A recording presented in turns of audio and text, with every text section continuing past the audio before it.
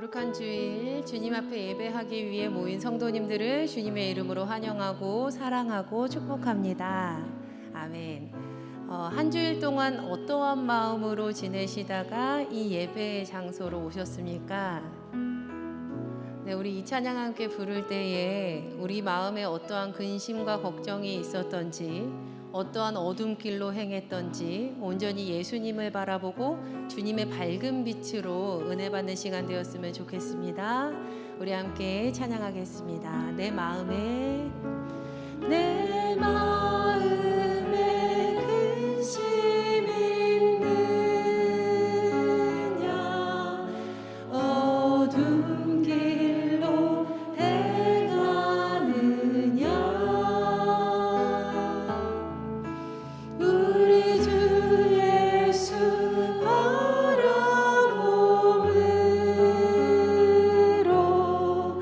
밝은 빛 찾아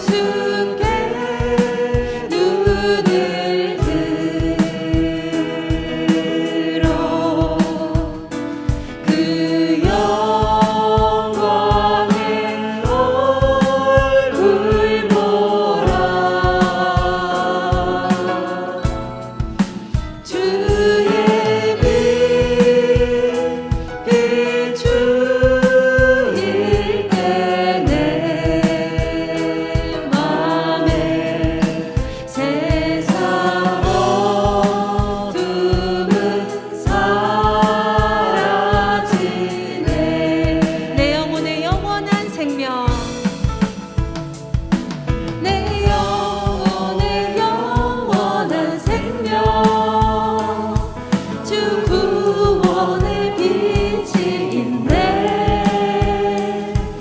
죽음이 이기고 자유 주신 내 주님만 의지하리. 죄악의 올무가 끊겼네. 죄악의 올무가 끊겼네. 주 내게 약속하셨네. 세상 끝까지 함께하신 내 주님만 따라가리. 예수께 눈을 들어 예수께 눈을 들어 그 영광의 얼굴 보라. 주의 빛 비추일 때내 맘에 세상 어둠은 사라지. 우리 다시 고백합니다. 예수께 눈을 들어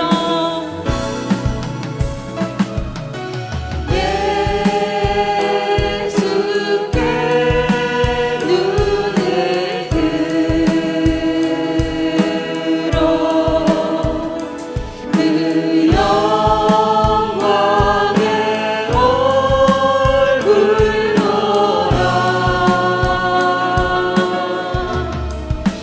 주의 빛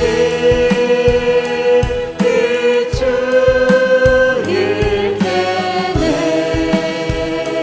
맘에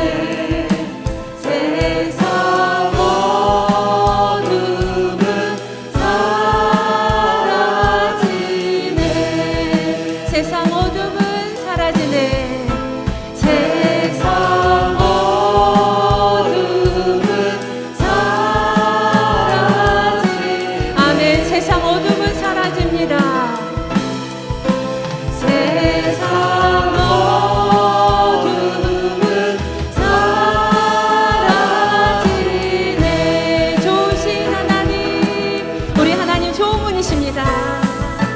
좋으신 하나님, 좋으신 하나님, 참 좋으신 나의 하나. 우리의 기도를 응답해 주시는 우리의 기도를 응답해 주시는 참 좋으신 나의 하나. 한없는 축복을 한없는 축복을 우리에게 주시는 참 좋으신 나의 하나님. 좋으신 하나님, 좋으신 하나님, 좋으신 하나님, 참 좋으신 나의 하나님. 참 좋으신 우리 아버지 되시는 하나님께서 오늘 이 시간에도 우리에게 예수님의 밝은 빛을 비춰주실 줄을 믿습니다. 이 예배를 통하여서 주님의 성령 임재하시사 우리의 마음 가운데 주님의 빛을 밝히 비춰주시기를 우리 함께 마음을 모아서 기도하시겠습니다. 하나님 아버지, 오늘도 이 시간 가운데, 이 예배 가운데에 주님의 빛을 밝히 비춰주시사 우리의 상한 심령, 바람 마음들을 주님 변화시켜 주시옵소서. 우리 마음 가운데 근심 걱정 있는 채로 이 예배실에 왔다면 하나님 이 시간 만져주시사 주님의 구원의 빛이 임하게 하여 주시고 세상 끝까지 함께 하실 좋으신 주님 하나님 만나고 돌아가시도록 은혜 도하여 주시옵소서. 참 좋으신 우리 주님 영혼의 영원한 생명을 주시고 참 좋으신 주님 우리에게 구원의 빛을 비추심을 믿습니다. 주님 예배 가운데 주인 되어 주시고 은혜 위에 은혜 더하여 주시옵소서.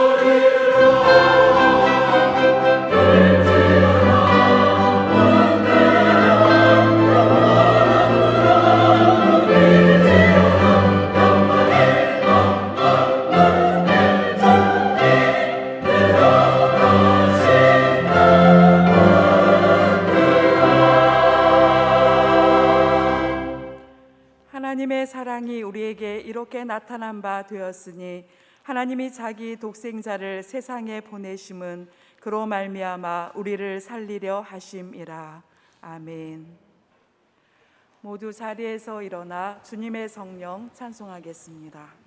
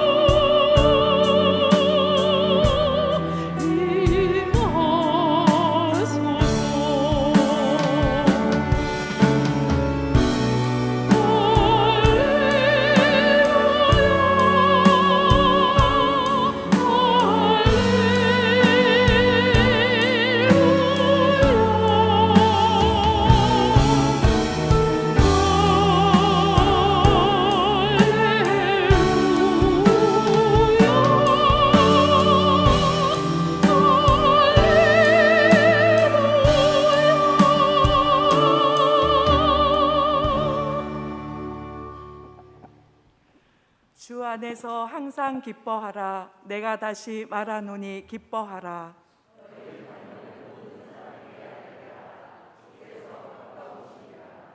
아무것도 염려하지 말고 다만 모든 일에 기도와 간구로 그리하면 모든 지각에 뛰어난 하나님의 평강이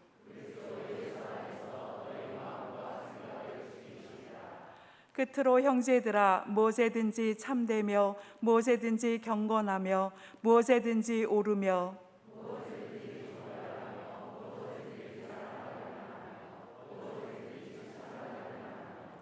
무슨 덕이 있든지 무슨 기림이 있든지 이것들을 생각하라. 그리하면 평강의 하나님이 너희와 함께 계시리라. 아멘. 전능하사 천지를 만드신 하나님 아버지를 내가 믿사오며 그 외아들 우리 주 예수 그리스도를 믿사오니 이는 성령으로 잉태하사 동정녀 마리아에게 나시고 본디오 빌라도에게 고난을 받으사 십자가에 못 박혀 죽으시고 장사한 지 사흘 만에 죽은 자 가운데서 다시 살아나시며 하늘에 오르사 전능하신 하나님 우편에 앉아 계시다가 저리로서 산자와 죽은 자를 심판하러 오시리라. 성령을 믿사오며 거룩한 공예와 성도가 서로 교통하는 것과 죄를 사하여 주시는 것과 몸이 다시 사는 것과 영원히 사는 것을 믿사옵나이다. 아멘.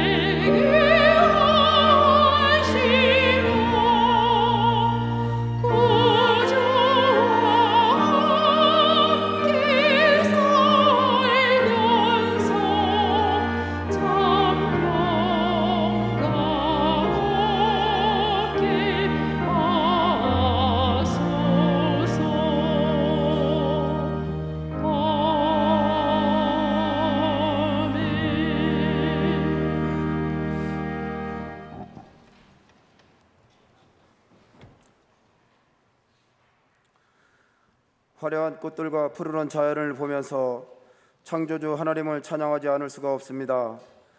이렇게 아름다운 계절에 주님 앞에 나와 우리들의 죄와 마음의 무거운 짐들을 내려놓을 수 있는 이 시간은 세상 그 무엇과 비교할 수 없는 시간임을 고백합니다. 다윗이 왜 춤을 추며 법궤를 옮겼는지, 그토록 하나님의 성전을 사모했는지 알 수 있는 시간입니다. 오직 택함을 받은 사람들만이 드릴 수 있는 이 예배 시간에 저 자신이 있다는 것이 놀라운 일입니다. 택함을 받은 모든 성도가 아버지께 예배를 드리오니 홀로 영광 받아 주시옵소서. 가정을 세우신 하나님, 가정의 달을 맞이하여 자자손손이 천대까지 주님 앞에 은혜 입기를 원합니다. 복의 복을 더하여 주옵소서. 새 정부를 허락하신 주님, 대통령과 위정자들에게 지혜를 주시고 정의와 공의가 살아있는 나라가 되게 하여 주옵소서.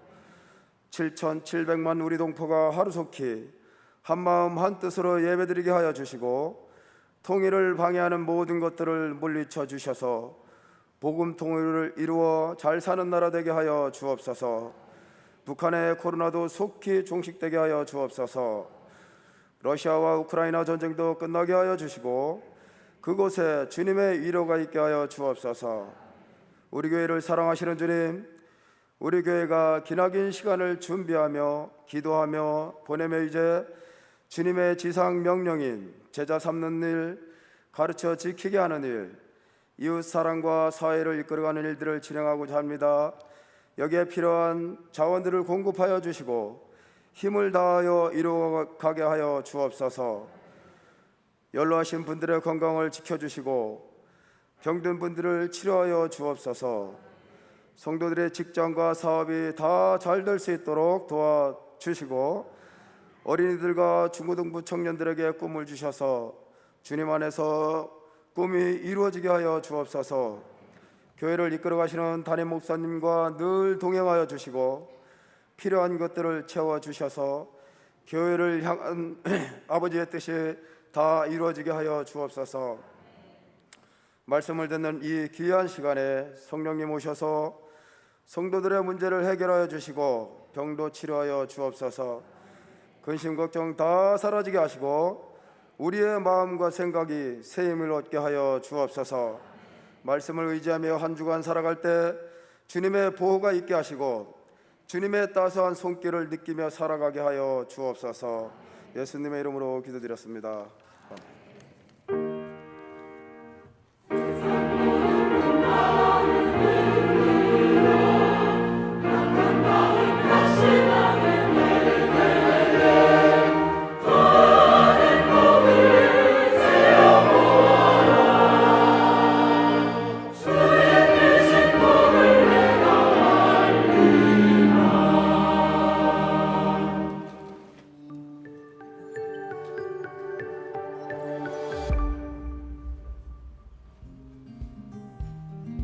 우리의 삶을 돌보시고 우리의 필요를 풍족히 채워주시는 하나님의 은혜에 감사하며 말씀 따라 살아가는 제일교회 성도님들 되시기 바랍니다. 5월 넷째 주 교회 소식입니다. 다음 주일 온세대 예배는 총 6교회 헌신 예배로 드립니다. 말씀은 성서학연구소 비블리아와 성은교회를 담임하고 계시는 유익상 목사님께서 전해주십니다. 은혜의 시간 되시기 바랍니다. 행복한 여행 안내자반이 개강합니다. 5월 31일 화요일부터 10주 과정으로 열리며 오후 7시 30분 퍼스트 힐 라운지에서 진행합니다. 대상은 장로, 교구장, 청년 임원과 청소년부 교사입니다. 6월 12일 온세대 예배 시 성경 퀴즈 대회가 있습니다. 성경 범위는 요나, 나홈, 룻기, 사무엘상이며 회비는 각 속별 2만 원입니다. 교회학교 여름성경학교 강습회가 5월 28일 토요일 우리 교회에서 있습니다. 대상은 영아부, 유치부, 아동부 교사이며 등록 시간은 오전 9시입니다. 오늘 성전 꽃꽂이는 남인선 권사님의 생일 감사와 신용호 권사님과 이평순 권사님의 결혼 기념으로 헌화하였습니다. 하나님의 사랑 안에서 늘 강건하고 복된 삶을 누리는 주님의 귀한 가정이 되시기를 축복합니다. 기타 한 곡입니다.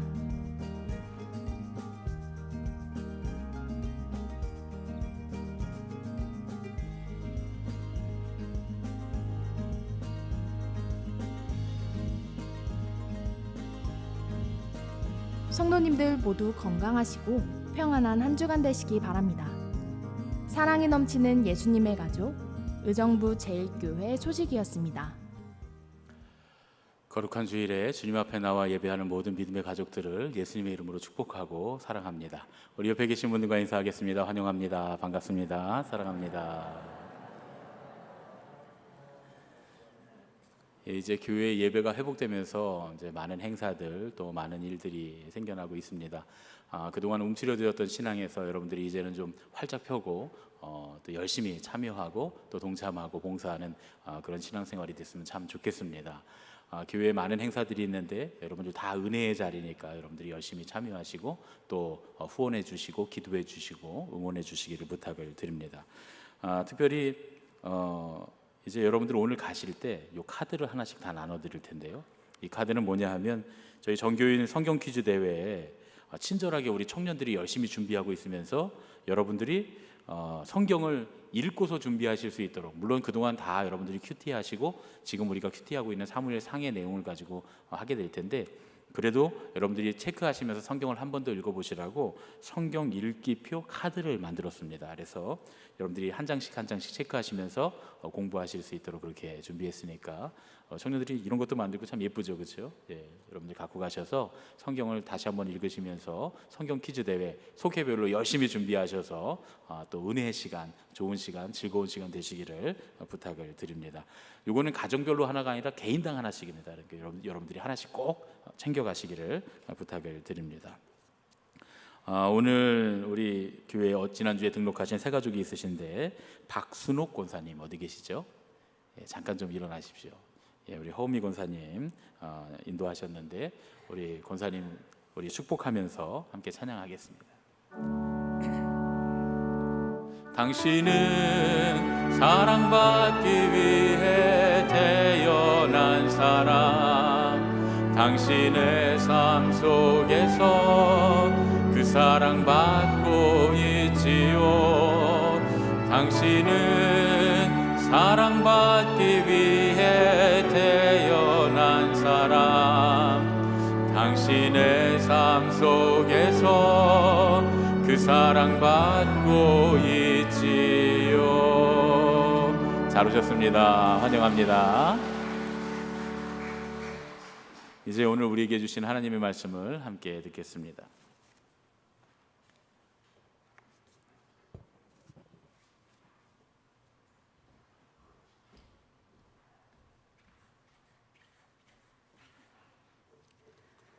모두 자리에서 일어나 하나님의 말씀을 듣겠습니다.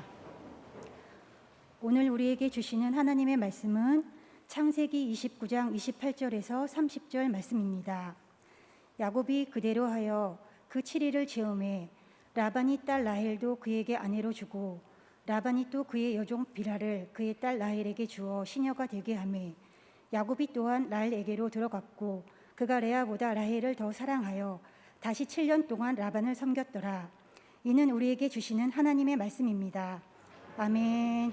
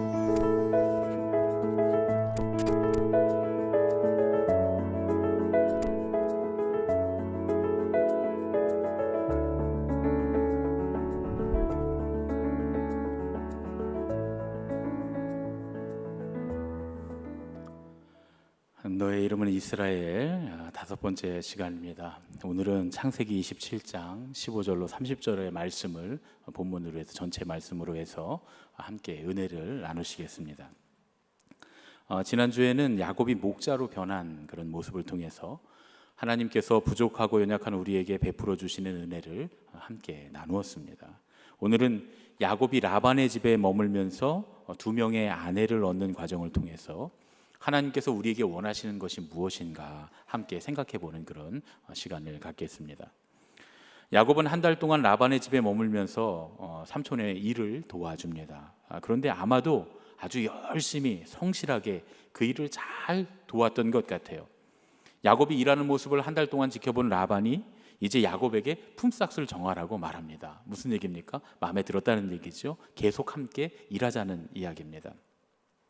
그러자 야곱이 기다렸다는 듯이 라헬을 아내로 달라고 말합니다. 요즘 같으면 큰일 날 얘기죠. 품삯으로 부인을 달라 그러면 이게 큰일 날 얘기지만 사실은 이 시대에는 이제 그런 것들이 일반적으로 통용되던 그런 시기니까요. 야곱이 바단 아람으로 올 때 그의 아버지 이삭이 특별히 당부를 했는데 제일 먼저 아마 야곱은 그 당부대로 아내를 맞이하려고 했던 것 같습니다. 마음이 좀 급했던 것 같아요. 그런데 고대 근동 사회에는 이렇게 아내를 맞이하려면 그 아내의 집안에 지참금을 준비해서 갖다 줘야 했습니다. 그런데 야곱은 지참금을 준비할 수가 없었죠. 도망쳐 나왔고 빈털터리로 쫓겨왔기 때문입니다. 그래서 그 대신에 7년 동안 무상으로 일을 해줌으로써 지참금을 지불하겠다라고 이제 삼촌에게 제안을 하고 있는 겁니다. 라반이 그 말을 좋게 생각해서 야곱과 7년간의 계약을 맺었습니다. 오늘 말씀을 묵상하면서 제가 깨닫게 된 건 야곱이 많이 바뀌었다는 거예요. 섬김을 받는 사람에서 섬기는 사람으로 바뀌었다는 겁니다. 원래 처음부터 야곱은 자기가 섬김을 받기를 원하는 사람이었습니다. 장자가 돼서 내가 꼭 섬김을 받는 자리에, 가장 높은 자리에 올라가야 되겠다라고 생각했던 그 이전의 모습과는 정반대로 이제는 삼촌을 섬기는 사람이 됩니다. 여러분, 야곱이 어떤 사람이었습니까? 술수를 써서 형을 속이고 아버지를 속이면서까지 섬김을 받는 장자의 위치를 가지려고 했습니다. 그러나 하나님께서는 이러한 야곱을 섬기는 자의 자리에 두셨다, 그런 이야기입니다. 예수님께서는 마가복음 10장 43절 44절 말씀에 누구든지 높아지려고 하면 남을 섬기는 사람이 되어야 하고 으뜸이 되고자 하는 사람은 모든 사람의 종이 되어야 한다라고 말씀하셨습니다. 심지어 주님께서는 본인에게 뭐라고 말씀하십니까? 인자는 섬김을 받으러 온 것이 아니라 섬기러 왔다라고 말씀하셨죠. 오늘 우리가 함께 살펴보고 있는 본문인 창세기 29장 15절부터 30절까지의 말씀 전체를 읽어보면 우리 개역 개정판 한글 성경에 섬긴다는 말이 무려 5번이나 들어 있습니다. 그런데 실제로 히브리어 원어 성경을 보면 섬긴다는 단어가 무려 7번이나 들어 있습니다. 이 짧은 구절에 말이죠. 그러니까 성경이 이 야곱과 라반의 이야기를 통해서 우리에게 말씀하시려고 하시는 것도 당연히 섬김에 관한 것이다 라는 사실을 알 수가 있습니다. 섬긴다는 말은 히브리어로 아바드라고 하는 단어인데 이건 에베드, 예배, 아바드, 예배하다 이런 뜻입니다. 예배하다. 그러니까 사람을 섬기는 말과 하나님을 섬기는 말이 다르지 않습니다. 예배와 사람을 섬긴다는 말이 다르지 않아요. 다시 말하면 사람을 섬기는 건 어떻게 하는 거냐? 이 섬기는 것은 하나님께 예배하듯이 사람을 대한다는 말입니다. 우리가 예배에 대해 이야기할 때 두 가지 측면이 늘 있다고 말했잖아요. 하나는 십자가 예배, 하나님을 섬기는 하나님과 우리와의 관계, 우리 형제 자매가 서로 섬기는 이 이웃과의 관계, 하나님을 사랑하고 이웃을 사랑하는 것이 예배다, 그런 얘기를 했습니다. 바로 성경이 그 말씀을 하고 있는 거죠. 원래 단어가 그런 의미입니다. 사도 바울이 로마서 12장 1절부터 2절에 뭐라고 말씀하십니까? 그러므로 형제들아, 내가 하나님의 모든 자비하심으로 너희를 권하노니 너희 몸을 하나님이 기뻐하시는 거룩한 산 제물로 드리라. 이는 너희가 드릴 영적 예배니라. 너희는 이 세대를 본받지 말고 오직 마음을 새롭게 함으로 변화를 받아 하나님의 선하시고 기뻐하시고 온전하신 뜻이 무엇인지 분별하도록 하라. 사도 바울은 로마 교회의 성도들에게 확장된 예배에 대해서 말씀하십니다. 교회 안에서 하나님을 만나는 예배는 아주 마땅하고 당연하게도 세상의 삶 가운데, 우리의 삶 가운데 적용되어야 하는데, 그건 하나님의 말씀대로 우리의 몸을 드리는 삶이다, 이렇게 말씀합니다. 세상 사람들은 서로 높아지려고 하고 자기가 섬김을 받으려고 아우성하지만, 믿음의 사람들은 이 세상 사람들을 본받지 말고 오히려 형제자매를 그리고 이웃을 섬기는 자, 하나님을 예배하듯이 사람을 섬기는 자가 되어야 한다고 우리에게 말씀하십니다. 그러면서 사도 바울은 이런 삶이 영적 예배다, 이렇게 말씀하시는 거죠. 그런데 이런 섬김과 봉사, 이런 섬김의 삶을 성경은 왜 영적 예배라고 할까요? 예배라고 하는 건 조금 전에도 말씀드렸지만 하나님과 우리와의 관계 양방향을 가지고 있고요, 형제와 자매와의 관계 양방향성을 가지고 있습니다.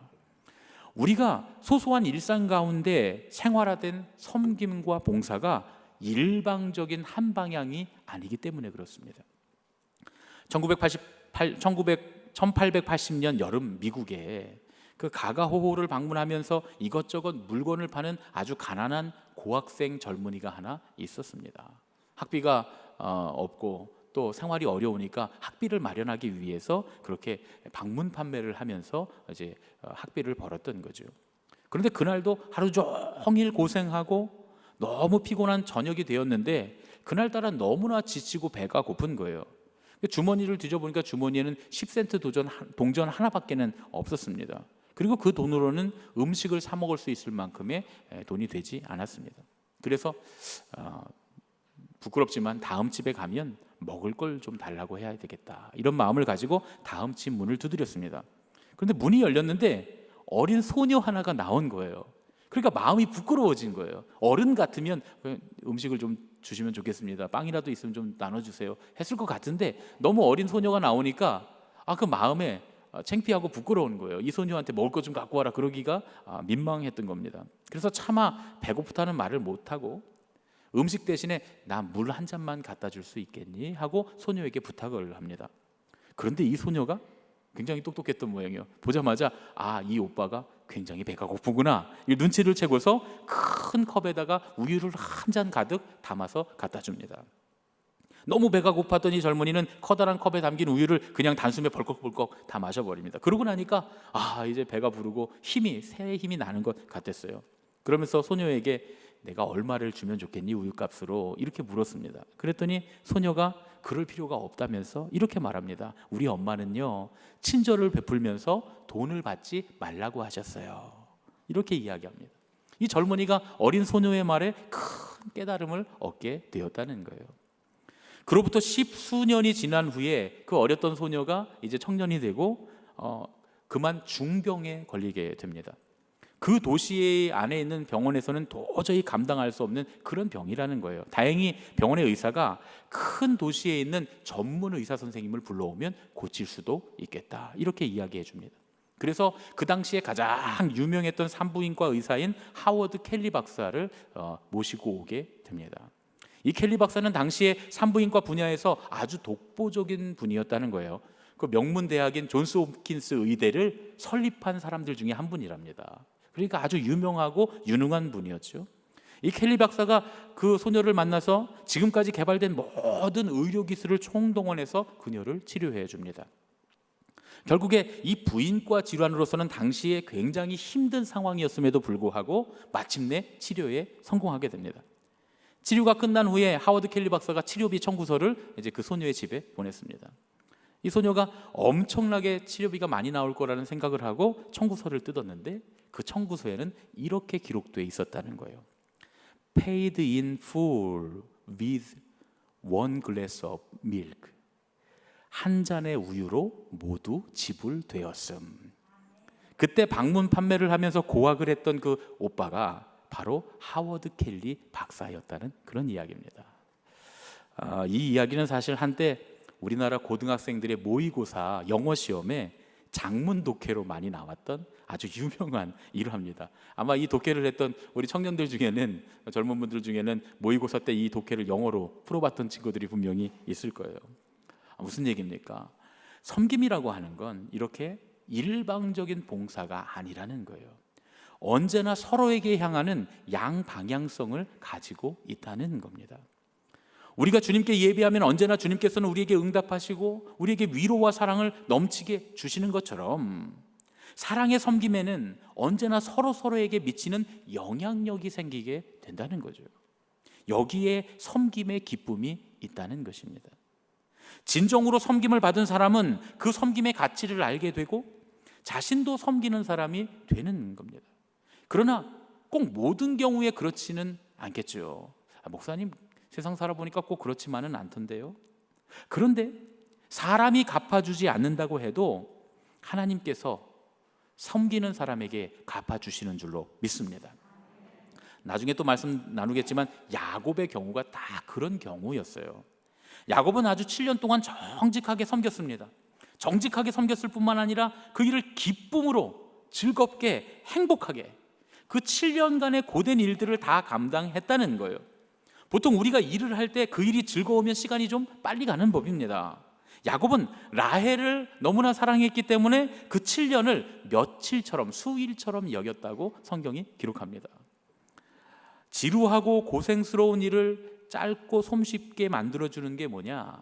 그 비결은 바로 사랑입니다. 그래서 성경은 우리에게 섬김을 이야기할 때 사랑과 붙여서 사랑의 섬김이라고 말씀하십니다. 히브리서 6장 10절의 말씀입니다. 하나님이 불의치 아니하사 너희 행위와 그의 이름을 위하여 나타낸 사랑으로 이미 성도를 섬긴 것과 이제도 섬기는 것을 잊어버리지 아니하시느니라. 사랑의 섬김은 우리에게도 기쁨이 되지만, 즐거움이 되지만 하나님도 결코 잊지 않으신다는 거예요. 우리가 하나님께서 주시는 축복의 진가를 깨닫게 된다면 현재의 괴로움은 그 축복에 비해 아무것도 아니라는 거죠. 하나님을 사랑하면서 그리스도를 기다리는 사람들에게는 수고하고 고생하는 긴 생애가 불과 며칠처럼 느껴지지 않을 만큼 그렇게 즐겁고 행복할 수 있다는 거예요. 만일 우리의 섬김이 기쁘고 즐겁고 행복하지 않다면 정말 진지하게 한번 물어봐야 할 것 같아요.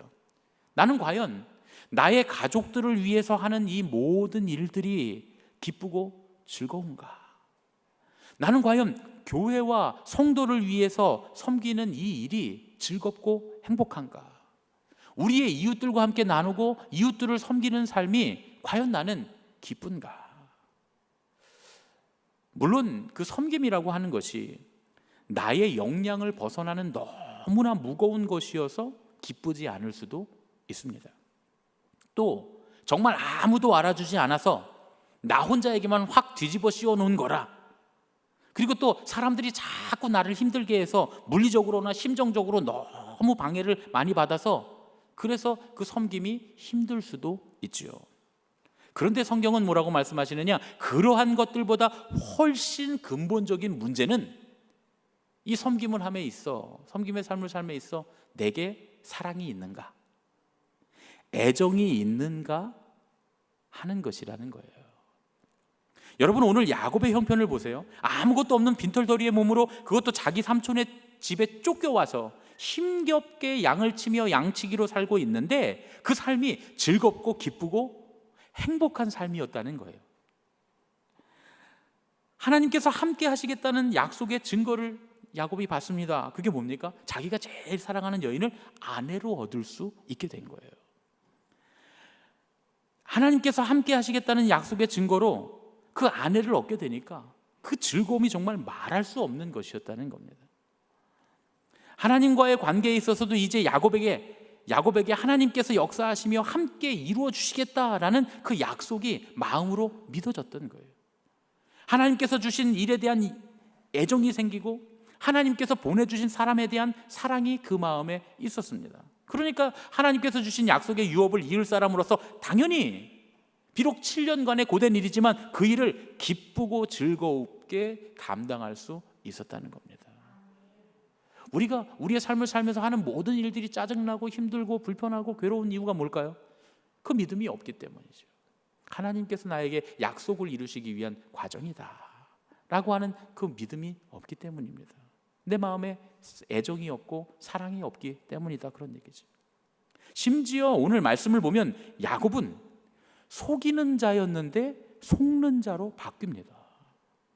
하나님의 역사는 정말 한치의 오차도 없고 조금의 틀림도 없습니다. 딱 맞아떨어집니다.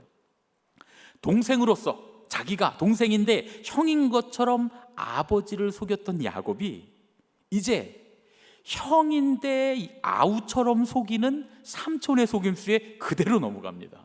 이게 얼마나 기가 막힙니까? 플러스 마이너스 하면 딱 0이 맞춰지게 되는, 하나님이 이렇게 일하시는 거죠. 아버지 이삭이 자기가 사랑하는 에서에게 축복하려고 했는데 야곱의 속임수에 넘어가서 동생인 야곱을 축복했던 것과 똑같이 자기가 사랑하는 동생 라헬이 아니라 언니인 레아와 삼촌에게 속아서 첫날 밤을 치르게 됩니다. 야곱이 삼촌에게 항의하죠. 얼마나 화가 났겠습니까? 아침에 일어나 보니까 옆에 있는 사람이 자기가 사랑하는 라헬이 아니라 레아인 거예요. 그런데 이 삼촌인 라반이 말도 안 되는 변명을 합니다. 뭐라 그럽니까? 우리 지방에서는 형보다 아우를 먼저 시집 보내는 일이 없다. 물론 그럴 수 있어요. 그 지방만이 아니라 심지어는 2억 마일이 떨어진 우리나라에서도 형보다 동생을 아우를 먼저 결혼시키는 그런 일이 불과 수십 년 전만 해도 거리끼는 일이었습니다. 그렇죠? 야곱이 살던 4,000년 전까지 거슬러 올라갈 필요도 없어요. 불과 수십 년 전만 해도, 그죠? 여기 계신 우리 성가대에 앉아 계신 분들이 시집가고 장가가실 때만 해도 아우가 먼저 가는 건 어려운 일이었습니다. 그렇죠? 요즘은 좀 그렇지 않지만요. 그러니까 야곱의 말은 일면 타당합니다. 그런데 그건 명백한 속임수죠. 왜냐하면 그런 풍습이 그 동네에 있다면 당연히 미리 알려줘야죠. 야, 근데 레아 시집 가기 전에 라헬은 결혼 못한다? 미리 계약할 때 얘기를 했어야죠. 7년 전에. 최소한 결혼식이 있던 그날 밤에는, 야곱이 침실에 들어가기 전에는, 야, 너 들어가면 라헬이나 레아가 있을 거다? 근데 이런 이유가 있어서 그런 거야 라고 얘기를 하고 계약을 갱신해야 되는 거 아닙니까? 그런데 라반은 그렇게 하지 않습니다. 그러고서 하는 말이 7일의 혼례 기간을 채우고 나면 라헬을 또 주겠다는 거예요. 그러면 너 7년 더 일해야 돼. 예전에는 서로 쌍방의 계약 관계였는데 이젠 일방적으로 라반이 야곱에게 그렇게 제안을 합니다. 여러분, 이건 누가 보더라도 야곱의 노동력을 착취하기 위한 라반의 술수였어요. 그런데 이렇게 빤히 속이 보이는 술수에도 야곱이 더 이상 아무 대꾸도 하지 않습니다. 야곱이 속아서 그럴까요? 아니요. 여러분, 사기꾼은 사기꾼을 잘 알아보는 법입니다. 야곱이 어떤 사기꾼입니까? 이 삼촌의 속셈이 뻔히 보이는 사기에도 그저 참은 거예요. 묵묵히 속아 준 겁니다. 그리고 그 황당한 일을 스스로 감당해내요.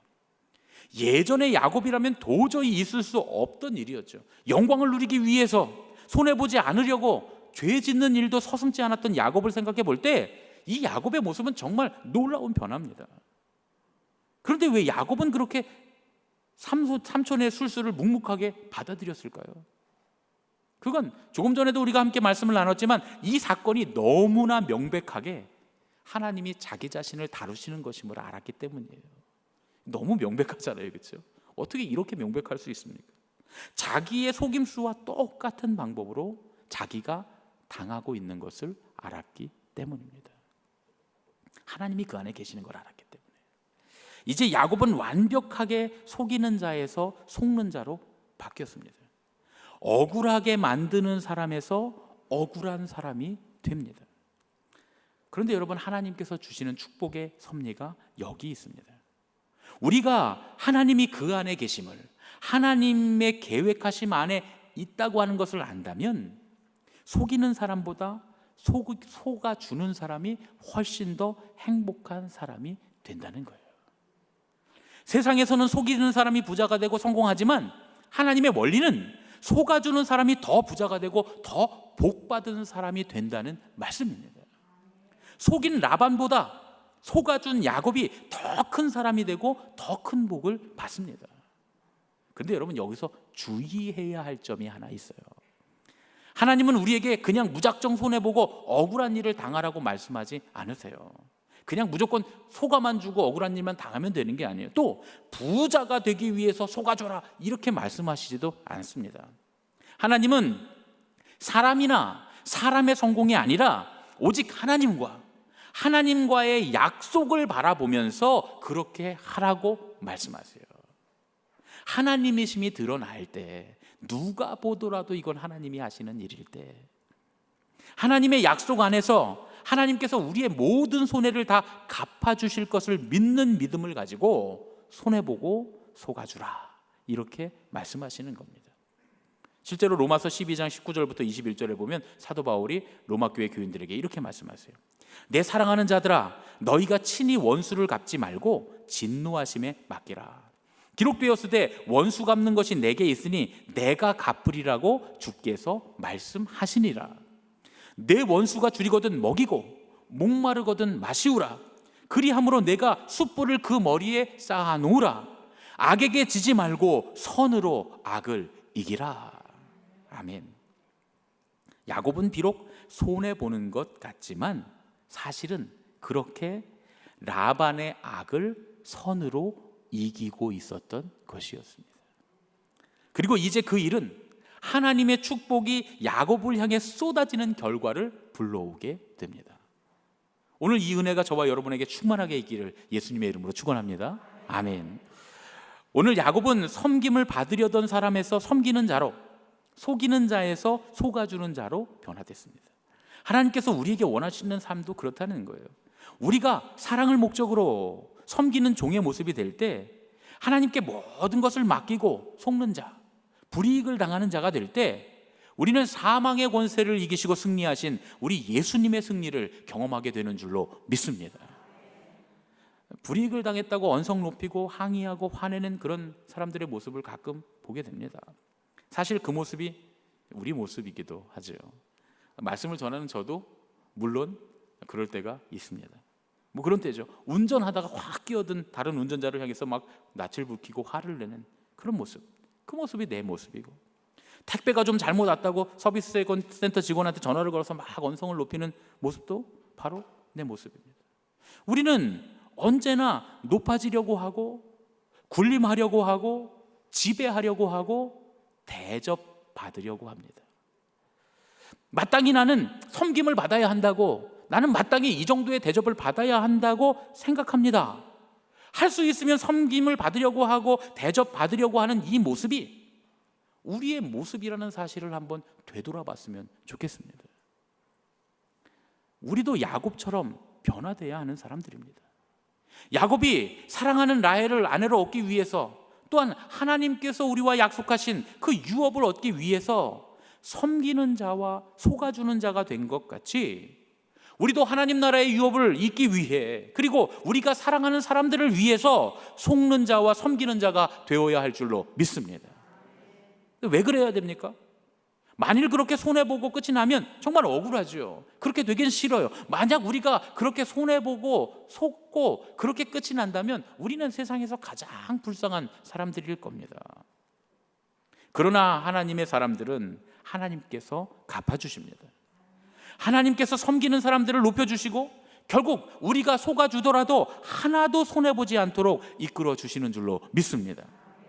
당장은 라반이 큰 이익을 본 것 같아요.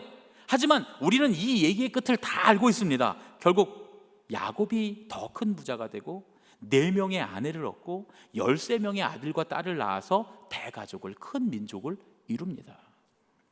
야곱은 사람에게 속고 사람에게 손해를 봤지만 하나님은 한 번도 야곱을 떠나지 않으시고 버리지 않으시고 신실하게 야곱을 지키시고 보호해 주셨습니다. 야곱은 사람에게는 실망했어도 하나님께는 한 번도 실망하지 않습니다. 하나님은 야곱을 실망시키지 않으시고 하나님의 약속을 신실하게 지키시면서 그에게 은혜를 베풀어 주십니다. 그래서 나중에 야곱이 삼촌에게 이렇게 얘기합니다. 창세기 31장 41절로 2절 말씀입니다. 내가 외삼촌의 집에 있는 이 20년 동안 외삼촌의 두 딸을 위하여 14년, 외삼촌의 양떼를 위하여 6년을 외삼촌에게 봉사하였거니와 외삼촌께서 내 품삯을 10번이나 바꾸셨으며 우리 아버지의 하나님 아브라함의 하나님 곧 이삭이 경외하는 이가 나와 함께 계시지 아니하였더라면 외삼촌께서 이제 나를 빈손으로 돌려보내셨으리이다마는 하나님이 내 고난과 내 손의 수고를 보시고 어젯밤에 외삼촌을 책망하셨나이다. 이 야곱의 고백이 우리의 고백이 될 줄로 믿습니다. 하나님은 야곱과도 같은 우리와도 함께 하시는 분이십니다. 우리도 가만히 보면 야곱처럼 허물이 많고 거짓되고 부족한 사람들입니다. 하지만 하나님은 결코 우리의 부족함 때문에 실망하지 않으시고 우리에게 신실하게 당신의 약속을 이루어 가시는 줄로 믿습니다. 지금까지 함께 하신 주님께서 앞으로도 야곱에게 함께 하셨던 것처럼 우리가 섬기는 자가 되고 손해보는 자가 되어도 우리와 함께 하시며 갚아주실 줄로 믿습니다.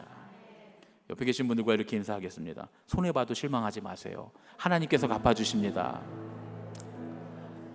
손해봐도 실망하지 마세요. 하나님께서 갚아주십니다. 할렐루야. 예. 하나님께서 우리와 함께 하십니다. 우리가 속아도 주님 안에서 속고 손해봐도 주님 안에서 손해보면 됩니다. 성경은 그렇게 사는 삶이 뭐라고 해요? 삶으로 드리는, 우리의 몸으로 드리는 영적 예배라고 말씀하세요. 사랑의 섬김과 하나님의 약속을 믿는 믿음을 가지고 주님께서 우리에게 주신 약속을 바라보면서 기꺼이 손해보는 삶을 통해서 삶으로 예배하는 저와 여러분이 되시기를 예수님의 이름으로 축원합니다. 아멘. 우리 시간에 부르신 곳에서 함께 찬양하면서 고백하고 결단하고 봉헌하겠습니다.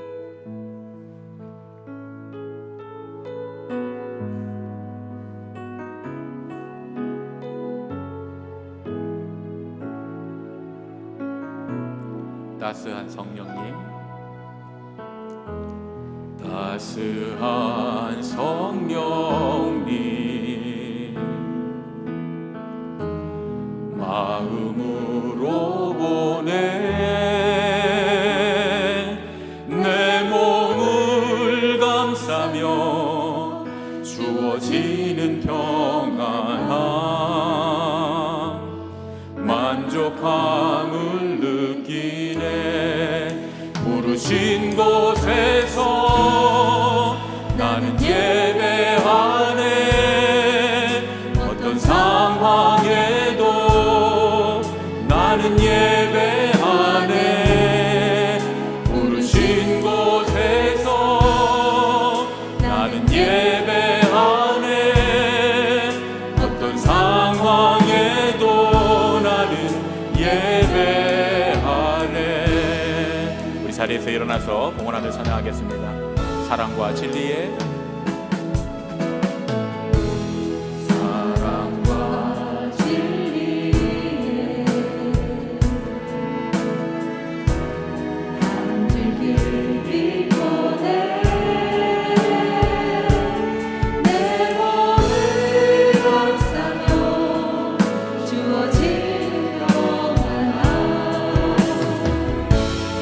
그 사랑을 느끼네.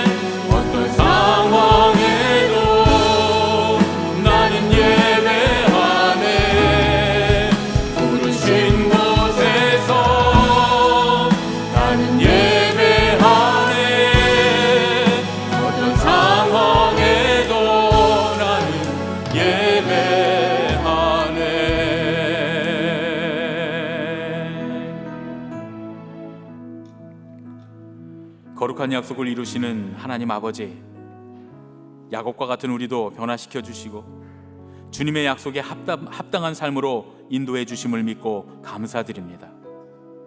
섬김을 받으려는 자가 아니라 섬기는 자가 되고 사람에게 속아도 기꺼이 믿음의 길을 선택할 수 있는 믿음을 우리에게 허락해 주시옵소서. 주님께서 우리에게 갚아주심을 믿으며 변덕스러운 사람의 약속에 기대하는 것이 아니라 변하지 않는 주님의 약속을 붙드는 믿음이 되게 하여 주시옵소서. 오늘 이 거룩한 주님의 날에 우리에게 베풀어 주신 것들 중에서 구별하여 주님께 드리오니 주님의 약속이 우리 가운데 이루어지는 거룩한 일에 우리의 물질도 사용하여 주시옵소서.